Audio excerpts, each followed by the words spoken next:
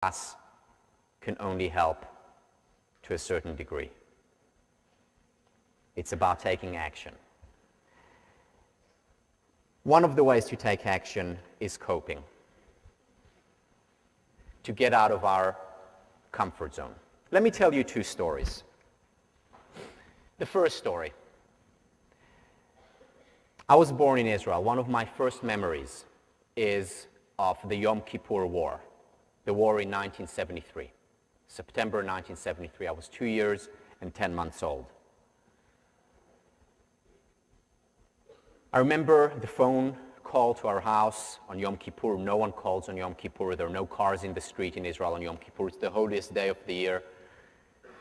And the phone call comes to my dad. My mom and dad start to whisper to each other. My dad puts on his army uniform, walks down, colors the lights of the car with shoe polish, so it's still visible, but not visible in case of an air raid. I still remember him doing it. And then picking me up, kissing me, putting me down, getting into his car, and my mom and I are looking at him drive away. Our neighbor, who was an elderly gentleman, wasn't called into the army, was standing next to us. And as I see the car moving away, I don't understand what's going on, but I understand that something is wrong. I could see the expression of the face. I mean, Israel was literally in danger of being extinct as a result of that war, so there was a lot of tension in the air. I could sense it, and I start to cry.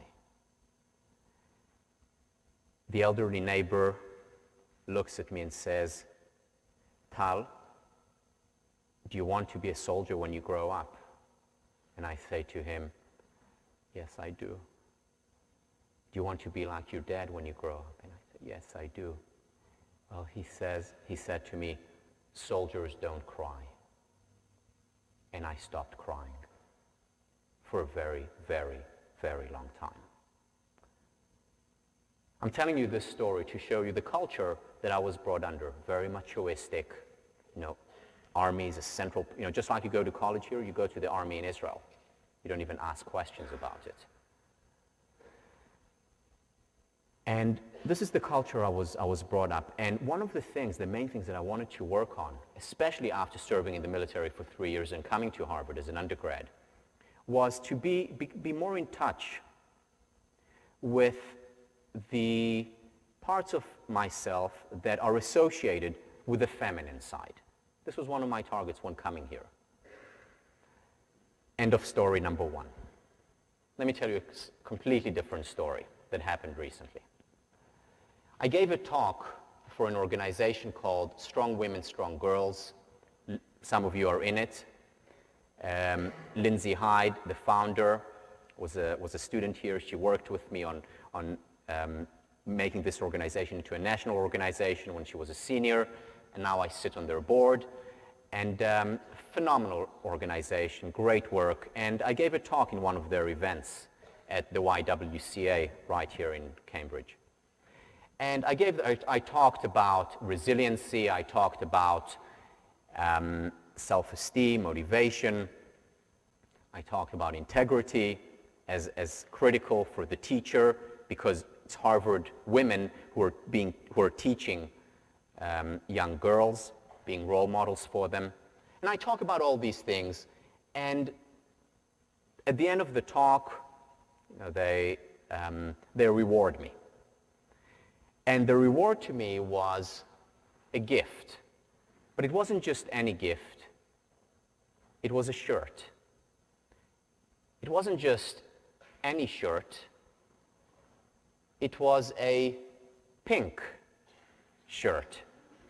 It wasn't just any pink shirt that I thought it would be, but Lindsay, who handed it over to me, here she is on the side, said, "We only have small sizes, but we still want you to have this."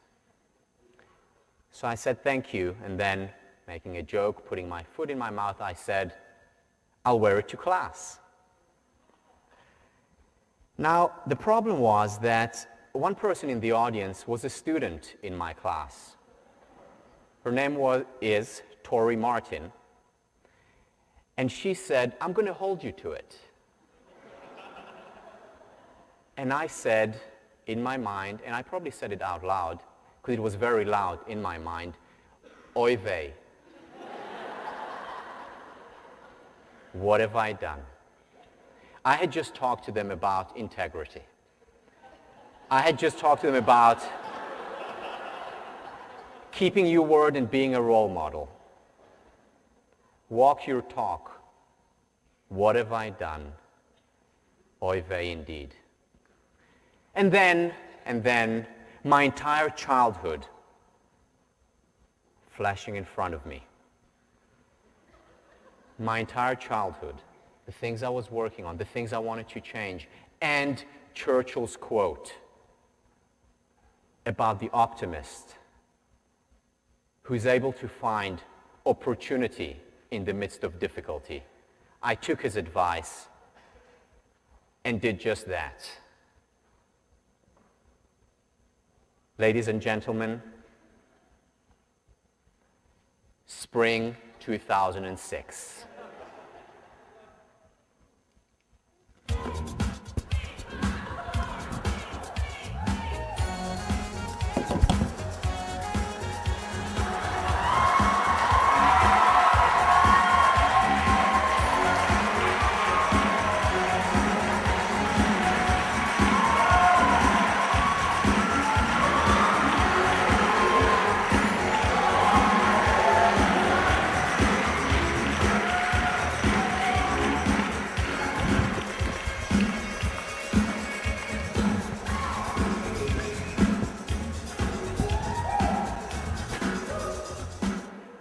Tyra Banks, here I come.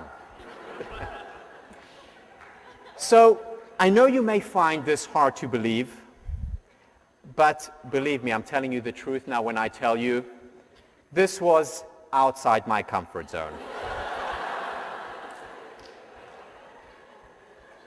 But there is no other way to change. We have to take risks. We have to cope. We have to put ourselves on the line. And next time we'll talk about how. Thank you.